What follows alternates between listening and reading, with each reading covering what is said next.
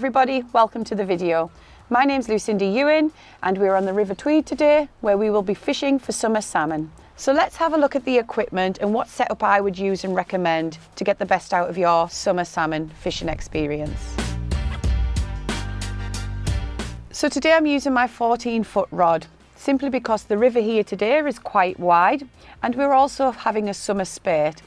Usually, if the river level is much lower, I would fish a smaller rod, 12 foot, possibly even my switch rod, depending on where it is I'm fishing. Let's have a little look at what lines I'm going to use. So now it's summertime, I like to go onto a floating line, sometimes even a spare line, depending on how good my casting ability is. So as you can see here, I've got my 8 to 10 weight reel that will match up with my 9 to 10 weight rod. We've discussed sink tips before. And in the spring we fish deep, but now it's getting warmer. We like to sit much higher, so I would recommend using floating tips, intermediate tips, and that can vary between 5 or 10 foot depending on the size of the rod you're using and what it is you feel comfortable with your casting. What do we put to the tip? Again, we need to attach our leader, or what other people call it as tippet. Myself, I'm just using mono and I'm using 15-pound line. In the summertime, when the river levels are low, I tend to drop down sometimes as little as 12 pound, but again, that would depend on the river I'm fishing. If you're fishing a river with big fish, you want to fish with your big line, your heavier line, breakage line, possibly even up to 20 pounds. What's also different now is compared to the springtime when I'm fishing short leaders of roughly around 3 foot. I can be fishing much longer now, 8, possibly 10 foot long.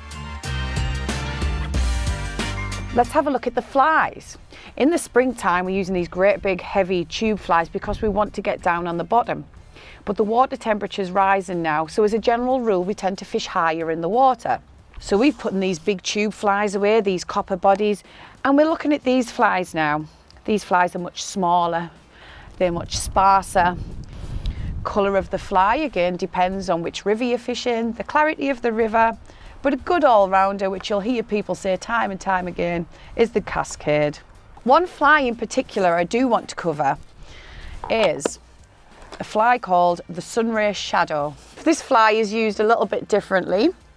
It's a great fly when the river's really low, not much is happening, and we want to get a reaction from the fish.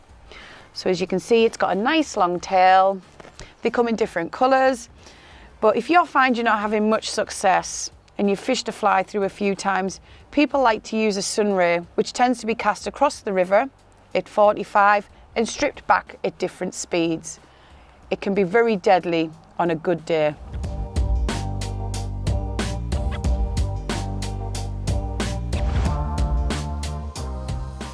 So after speaking to the gilly, we've just come up to the top of the pool in front of the hut. There's a nice croy section over the far bank, which I need to try and get my fly over to. It's a really interesting lay. Because we've got quite a bit of water in the river as well, the salmon do tend to push to the sides when it's in flood, so I don't worry too much about getting it as far as I can. I want to let my fly come round, really let it get into the margin, let it swing on the dangle, and just when we get him back into the sides and we give it a few pulls, you'll be surprised how often a fish will take. So as a general rule, when we're fishing for summer salmon, we fish quite high in the water, but we've got quite a good spate on at the moment. So today I do need to change things up slightly. There's a lot of fresh rainwater coming to the river, it's a lot cooler. So what I've done today is I've put a sink tip on, and that's just to let the fly cut down a little bit, just so we can get down to the fish. This particular pool, the taken spot is 200 metres right the way down, so I have pretty much a chance right from the top. So as you can see, I'm feeding my line out. I'm using the water to grip my line, so I'm not making too much noise there. But what I don't want to do is just get all my line out and start casting a long distance. Fish will lay all over this pool. So I'm just going to start nice and short. I'm going to cast it square because we've got quite a few grills coming through the system at the moment. They tend to quite like a fly a little bit faster, so by casting at 90 degrees, it puts a little bit of belly in the line and it speeds that up there. And again, each cast just extending, letting a little bit more line out. Letting that fly come round. I'm following it with the tip of my rod. I'm always keeping a connection straight. And it's coming round into the margin. And as mentioned, as it comes onto the dangle, I start to work the fly either by doing a figure of 8 or I'll do a few strips of the fly. And then we lift back into the cast, let a little bit more line out each time. I'm just taking extra caution in the water. Just be aware of any big boulders that may be there that could cause trips. Don't be frightened to use wading sticks, life jackets, anything that you feel comfortable in the water with. So now we're starting to get the head of the line out. We're starting to get a little bit further across the pool. The fish are getting pushed to the sides because, like I say, we've got nearly 2 foot of water in here, which is quite a good space. So they're just going to go and sit wherever's easiest for them. So my fly's coming round again. As you can see, I'm starting to work the fly. A few figure of 8s or a few draws. Just keep that fly moving all the time. You'll be surprised how many fish do take on the dangle. So now that cast's finished, what I usually do is take 2-3 steps downstream, and this is me working my way down.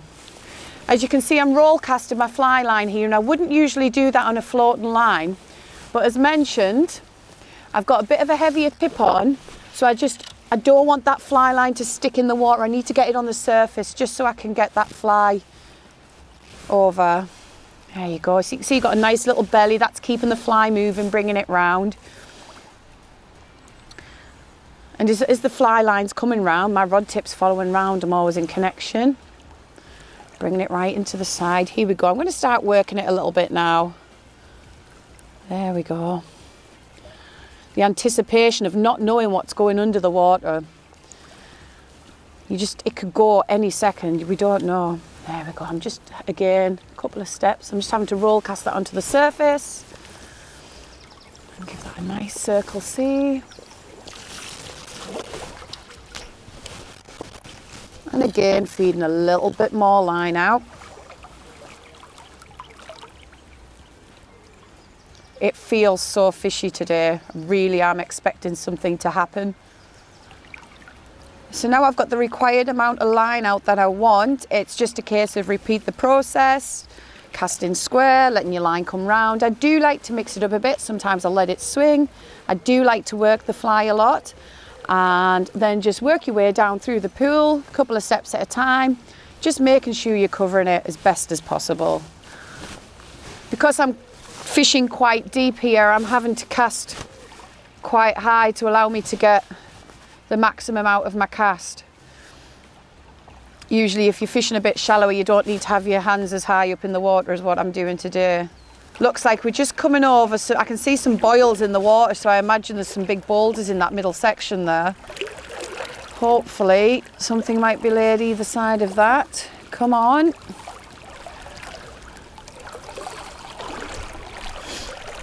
So what I'm going to do is I'm going to have a few more casts. I haven't managed to connect with anything yet, so I might just have a little adjustment of the height, possibly change my fly over. I usually like to come through the pool at one height. If nothing happens, then go through the pool again at a different height, put a different fly on, just see if there's something there.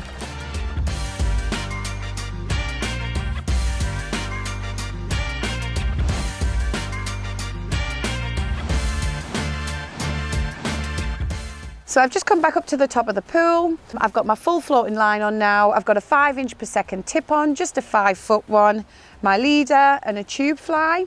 I'm going to fish it through again. The river is still quite high, clarity's improving.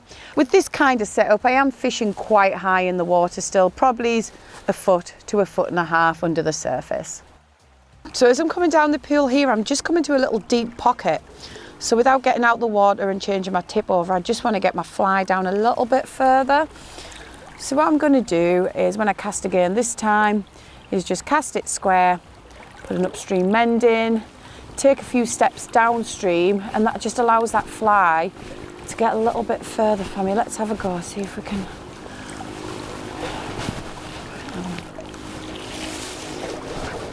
There's my cast. Mending, 1, 2, 3. So there we are. That's just giving my time to get down a little bit further.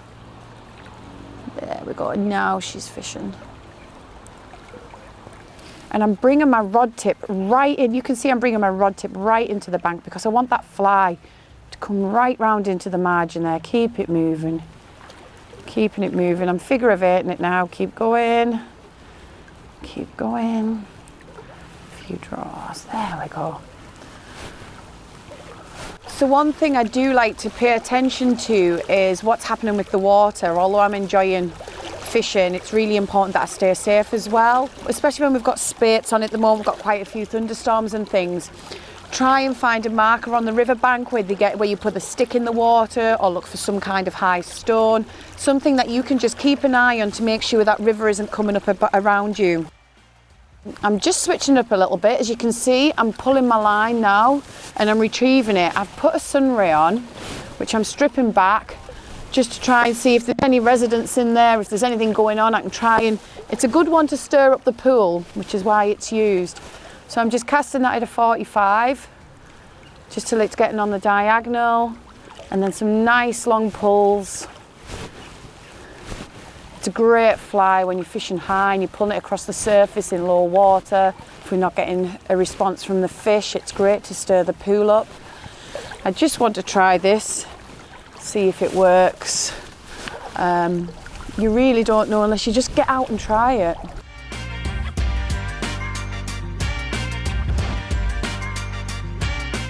Do you see the rushes across there, right at the end of the willow, where the stream comes in? And there's a little bit, you can just see it right over your line now. Oh, where the broken water, yes, right at the top. There's like an underwater rock croy over there that's been built up. And when the fish come up that side, they have to come over a shallower bit, and they often sit in the tail of this pool. And the tail of this is really nice. At this height, we're not going to get out over to it, but it doesn't matter. They sit right across the whole pool. Yeah. But my God, do we pick up a lot of sea trout across there as well.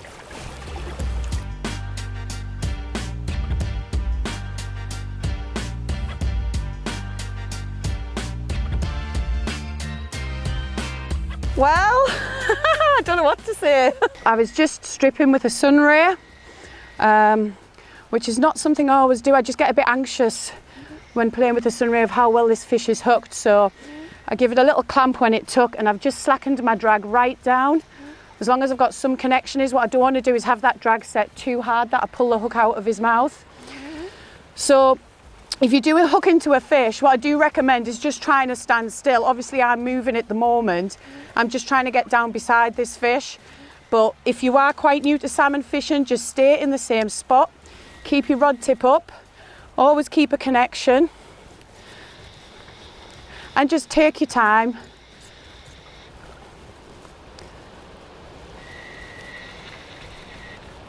It feels like a little grilse. Could be wrong. Never underestimate the take of a salmon either. Sometimes you can get such a gentle take. So it just shows there, I've been fishing with such a deeper approach. It's getting later in the day now. I'm thinking, do you know what it is? Nice tube fly, sunray with a long tail, stripped back aggressively. Where did it take you? Probably mid-river. It was halfway through stripping back, just kind of on a 40. I was casting across, letting my sunray get onto a nice straight almost on the diagonal.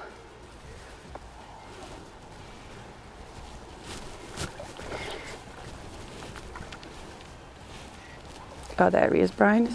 Sea trout. I'll take a sea trout. Get his head up. Is that high enough up for you there? There he is. Oh, it's a lovely fish. I'll take the sea trout. Brilliant. Thank you for that. There we have a beautiful sweet tweed sea trout. Absolutely stunning fish. There you go. So it wasn't a salmon, it was a sea trout. Really, really happy with that. Beats a blank for the day. Great fun, great fight, safely released on his way. I found out what's working and I'm getting back in there because there's more with my name on.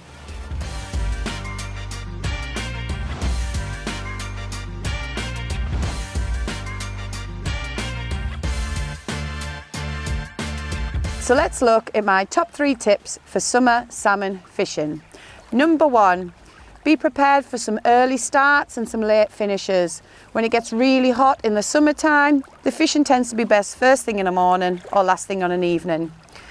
Number 2, when levels get low, obviously today it's not, but when they do get low, concentrate on the oxygenated areas, which is places like the heads or the tails of the pools. And finally, number 3, which you've seen today, is don't be afraid to explore when you're fishing. Change your flies, change your depth. Don't be frightened to put on that really small fly. Don't be frightened to go big. There is no set rule. Just try everything and hopefully you will have some success yourself. Well, that's me for the day. I'm all fished out. I hope you get out to enjoy some summer salmon fishing yourself and that I've inspired you to get out there and try it. Good luck and tight lines.